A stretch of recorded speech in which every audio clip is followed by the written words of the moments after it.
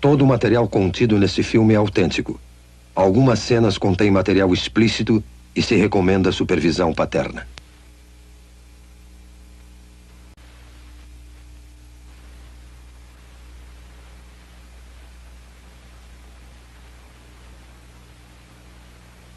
Agora podemos perceber o grito silencioso na face desta criança que agora enfrenta a iminente extinção. O grito silencioso.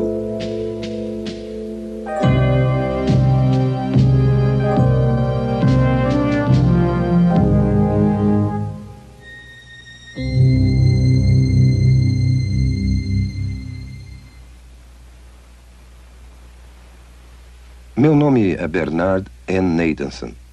Sou um médico e também obstetra e ginecologista. E acho que tenho alguma experiência em matéria de abortos. Bem, quando eu estudava medicina, em 1949, não havia uma ciência como a fetologia. Aprendemos que esta criança a nascer, o feto, era uma coisa no útero e que somente por uma questão de fé era ou não era um ser humano e se esse ser humano teria ou não qualquer qualidade bem pessoal. Mas essa história mudou desde 1970. Foi nessa época que a ciência da fetologia surgiu nos meios médicos. Surgiu pela mera apresentação de grandes e novas tecnologias, como a imagem ultrassônica, o monitor eletrônico do coração fetal, fetologia, histeroscopia, teste imunológico e uma série de outras novas tecnologias que hoje constituem, de fato, o corpo da ciência da fetologia. A imagem ultrassônica, que é a imagem do feto em movimento, tornou-se acessível à nossa clínica a partir de 1976. A sala para exames ultrassônicos consiste de uma convencional mesa de exame e do aparelhamento de ultrassom. Essa máquina que vemos aqui. A mulher grávida é colocada na mesa para o exame. O abdômen é devidamente coberto. A ponta do instrumento é colocada sobre o útero. O aparelhamento consiste basicamente de um cristal que emite ondas de som em alta frequência. E um outro aparelho que capta o eco dessas ondas. O eco é então registrado num computador que o transforma em uma série de imagens da criança nascer.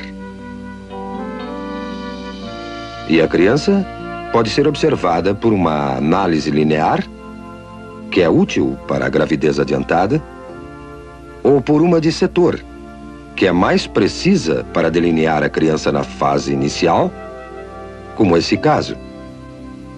A imagem reconstruída pelos moldes do eco é capaz de ser de uma absoluta clareza e é tão detalhada nesse instrumento que as válvulas do coração são observadas abrindo e fechando com as contrações do coração. Mães e pais, pela primeira vez, têm podido ver suas crianças antes do nascimento, com essa espetacular tecnologia. Essas tecnologias, esses aparelhos e máquinas que usamos diariamente, têm nos convencido que, sem dúvida, essa criança a nascer é também outro ser humano, outro membro da humanidade, sem distinção, de maneira alguma, a qualquer um de nós. E pela primeira vez, temos a tecnologia para ver um aborto sob o ponto de vista da vítima. A imagem ultrassônica nos permite ver isso. E assim, pela primeira vez, vamos observar como uma criança vai sendo torturada, desmembrada, desarticulada esmagada e destruída pelos insensíveis instrumentos de aço do aborteiro. O que estamos vendo aqui é uma sequência do desenvolvimento de uma criança no estado pré-natal de vida, desde os primeiros momentos até o fim desta fase. Temos aqui uma criança de 4 semanas, de 8 semanas, de 12 semanas, de 16 semanas, 18 semanas, de 20 semanas e de 28 semanas.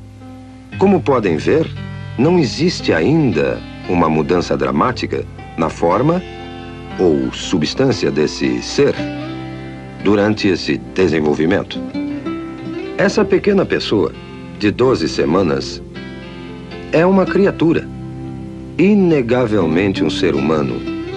Já tem ondas cerebrais desde 6 semanas, seu coração está funcionando há 8 semanas e todo o resto das funções humanas são exatamente como as nossas.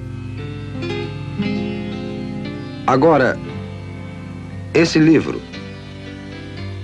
Obstétrica de Williams, 16ª edição de 1980, é um livro de estudo usado em todas as escolas de medicina nos Estados Unidos.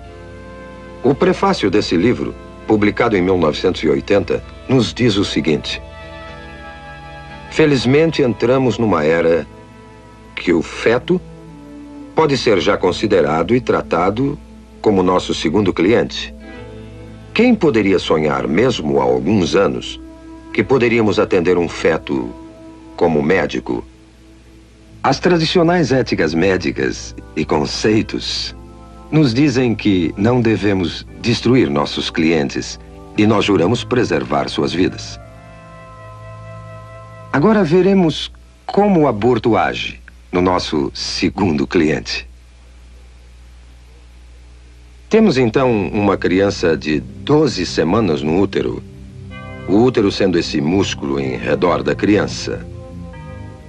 Quando o aborteiro inicia o processo, primeiro coloca esse instrumento, conhecido como espéculo, na vagina da mulher e em seguida abre a fim de avistar o colo uterino aqui. Tendo avistado o colo, o aborteiro, então, pega esse instrumento, conhecido como tenáculo, firma-o seguramente com o espéculo no colo. Desta maneira, grampeia bem o tenáculo para firmá-lo melhor ao colo do útero. Outro instrumento que é posto em ação é chamado sonda. Esse instrumento é colocado dentro do útero, depois retirado, para o aborteiro determinar exato a profundidade e o tamanho do útero.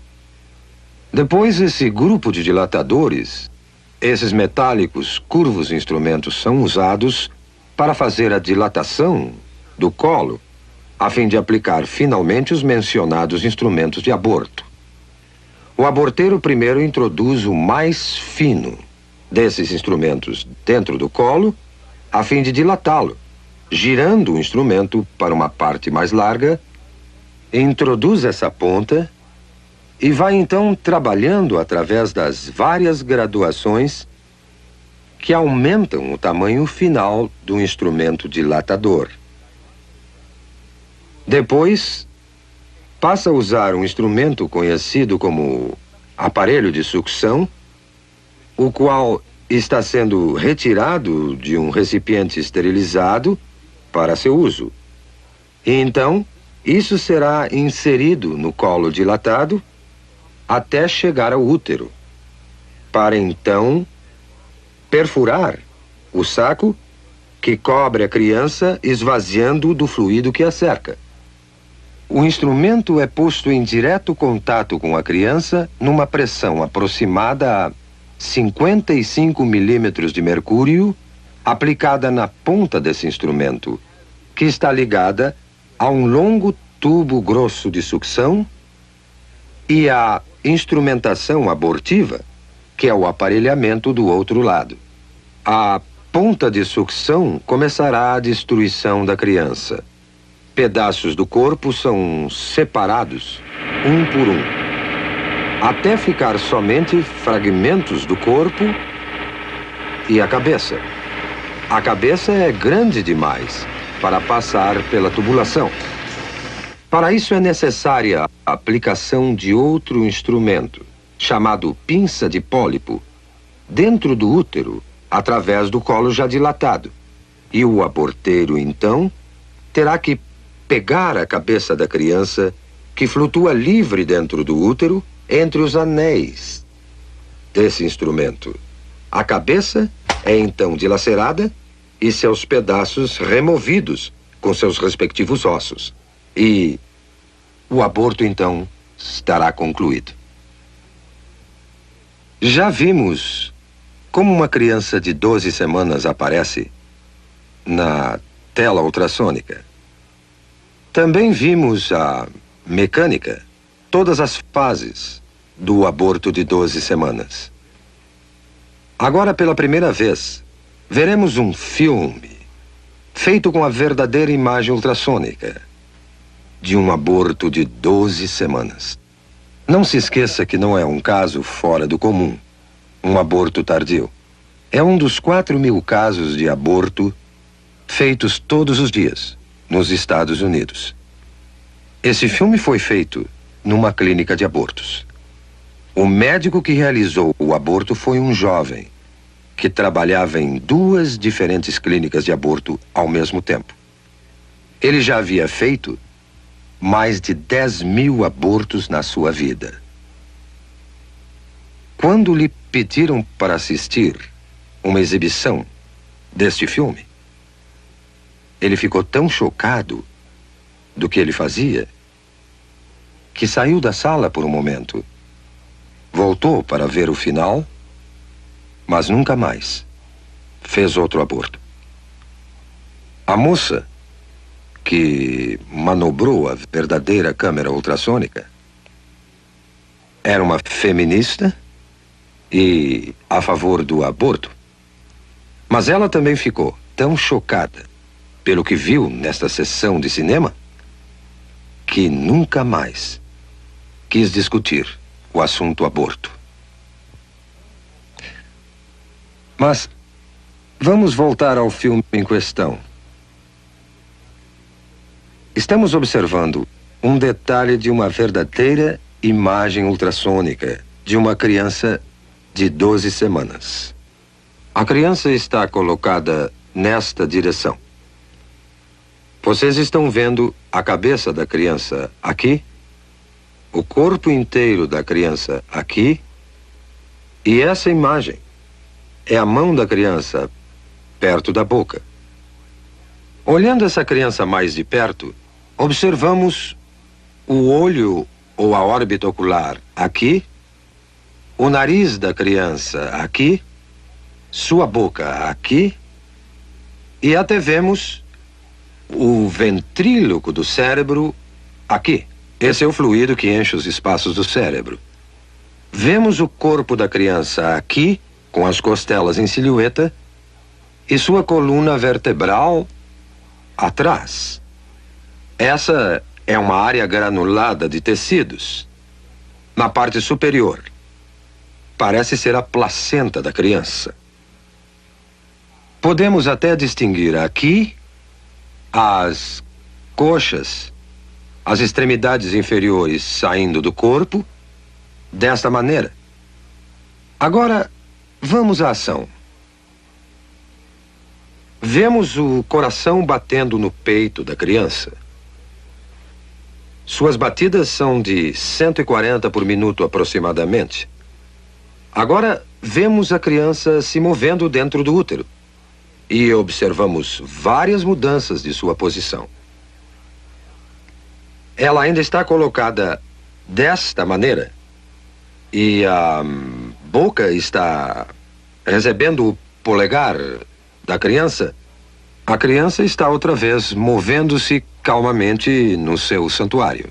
Agora, esta sombra que estamos vendo na parte inferior da tela é a ponta de sucção que foi deliberadamente colorida para que possamos distingui-la com mais clareza.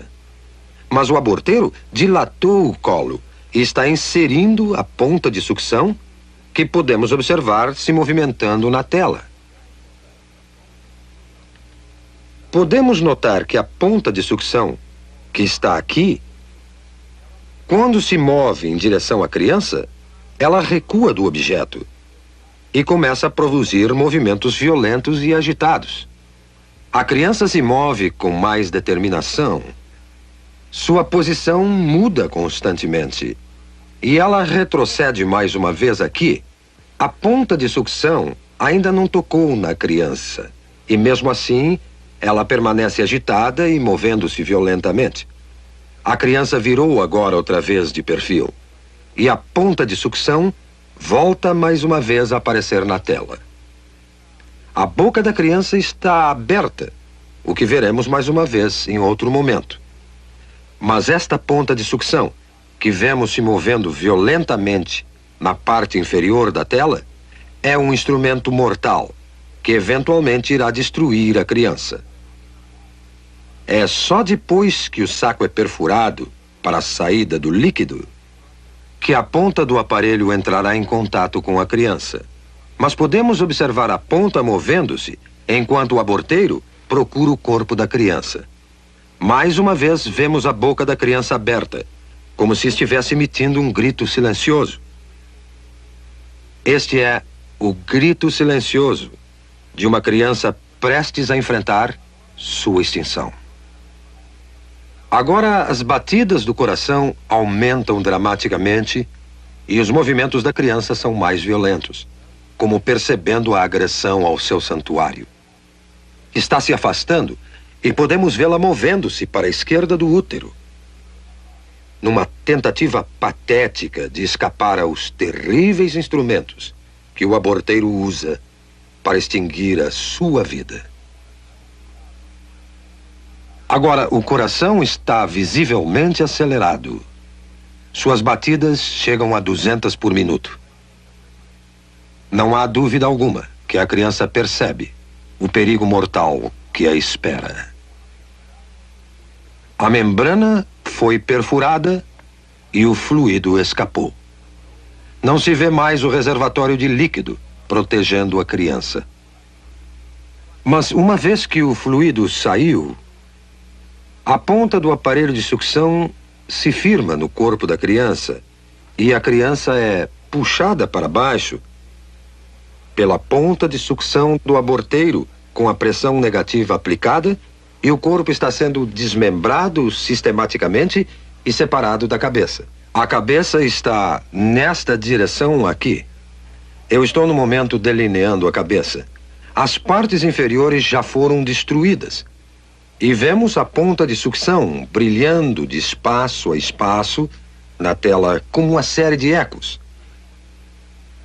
Enquanto a criança está sendo empurrada de um lado para o outro, enquanto a ponta de sucção está sendo aplicada ao corpo desta maneira e o aborteiro está exercendo sua tração na criança. A cabeça é ainda perceptível aqui. O corpo já não se pode ver. Foi separado da cabeça. O que vemos agora é a cabeça mesmo, que é chamada linha média do eco, e vários fragmentos de ossos. Mas a cabeça, que estou delineando aqui, nessa criança de 12 semanas, é grande demais para sair inteira numa peça de dentro do útero. O aborteiro terá que empregar este instrumento, a pinça de pólipo, numa tentativa de segurar a cabeça. Ele agora tentará dilacerar a cabeça com esse instrumento, dessa maneira, e remover a cabeça aos pedaços de dentro do útero. O aborteiro e o anestesista têm um código secreto entre eles, que os protege da pavorosa realidade dos fatos. o aborteiro e o anestesista se referem à cabeça da criança, que agora é chamada de número 1. O anestesista, então, perguntará ao aborteiro: o número 1 já saiu? Já acabamos? Vemos agora, intermitentemente, os dentes ou lâmina desse instrumento aparecendo nessa imagem aqui. A cabeça tende a flutuar, solta no útero, e aqui estão os dentes ou lâmina desse instrumento vindo por aqui, e a cabeça está sendo agarrada pela pinça de pólipo e puxada para baixo em direção ao colo. Agora, tudo o que vimos sobrando são simples resíduos, simples fragmentos, pedaços de tecidos que documentam que ali viveu uma vez um indefeso, frágil ser humano. Considerando o impacto do aborto na nossa sociedade, vamos olhar algumas estatísticas do que realmente aconteceu nos últimos 20 anos. Nós temos dados confiáveis indicando que em 1963, bem antes do aborto ser legalizado pela infame decisão Roe versus Wade, eram efetuados aproximadamente 100 mil abortos ilegais anualmente nos Estados Unidos, e muito poucos legais. Em 1973, o primeiro ano que a decisão Roe versus Wade prevaleceu neste país, cerca de 750 mil abortos foram efetuados. E em 1983, o último ano do qual temos completos dados, foram feitos 1,5 milhão de abortos. Agora vamos ver o aborto como indústria. No ano passado, foram efetuados 1,5 milhão de abortos nesse país. E o custo médio de um aborto é de 300 a 400 dólares por operação. Isso criou uma indústria nesse país de uns 5 a 6 milhões de dólares por ano, colocando-o na lista das 500 maiores indústrias do mundo. 90% de todo esse dinheiro vai para o bolso dos médicos e o que sobra no bolso dos empresários que dirigem as clínicas. Tivemos investigações recentes sobre essas clínicas, que se ramificaram no país como cadeias de restaurantes. Sabemos que várias dessas cadeias se encontram na Califórnia, pelo sudoeste e vão até o sudeste dos Estados Unidos. E há alguma evidência agora que cada vez mais essas clínicas estão caindo nas mãos do crime sindicalizado nos Estados Unidos. E que esse dinheiro do aborto, é manchado não só pelo sangue das inocentes vítimas do aborto, como também pelas mãos sujas do crime sindicalizado nos Estados Unidos. Quando discutimos o aborto, temos que entender que a criança por nascer não é a única vítima. As mulheres são vítimas também, tanto como as crianças o são. Não foi dito às mulheres a verdadeira natureza da criança por nascer. Não lhes foi mostrado os fatos reais sobre o que o aborto realmente é. As mulheres, em grande número, centenas, milhares, dezenas de milhares, têm tido seus úteros perfurados, infectados ou sofreram destruição total de seus órgãos reprodutores como resultado de uma operação da qual não possuem um conhecimento verdadeiro. Este filme e outros filmes que virão devem fazer parte da informação geral para o consentimento de qualquer mulher antes de se submeter a um processo desta natureza. Eu acuso a Liga Nacional do Direito ao Aborto. Eu acuso o plano familiar e todos os conspiradores da indústria do aborto de uma consistente conspiração silenciosa que faz a mulher ignorar os verdadeiros fatos sobre o aborto. E desafio a todos que ministram o aborto a mostrar esse autêntico programa filmado, ou um similar a este, a qualquer mulher antes de consentir num aborto. Como veem, acho que entendo um pouco de aborto. Fui um dos fundadores da NARAL em 1969, que é agora a Liga Nacional do Direito ao Aborto. E por um período de 2 anos, fui o diretor da maior clínica de aborto do mundo ocidental. A partir dessa época, passamos a ter uma ciência chamada fetologia, que nos permite o estudo do feto humano. E todo esse conhecimento concluiu, sem exceção, que o feto é um ser humano, igual a qualquer um de nós, e parte integral da comunidade humana. Agora, a destruição de uma vida humana não é solução para o que basicamente é um problema social. E acredito que recorrer a essa violência é admitir que a ciência, e pior ainda, a ética estão empobrecendo. Eu me recuso a acreditar que a humanidade, que chegou até a Lua, não possa criar uma solução melhor do que recorrer à violência. Devemos todos nós, aqui e agora, dedicar todos os nossos esforços para achar uma melhor solução. Uma solução composta de amor e compaixão e um decente respeito pela inegável prioridade da vida humana. Vamos todos, pelo bem da humanidade, aqui e agora, parar esse genocídio.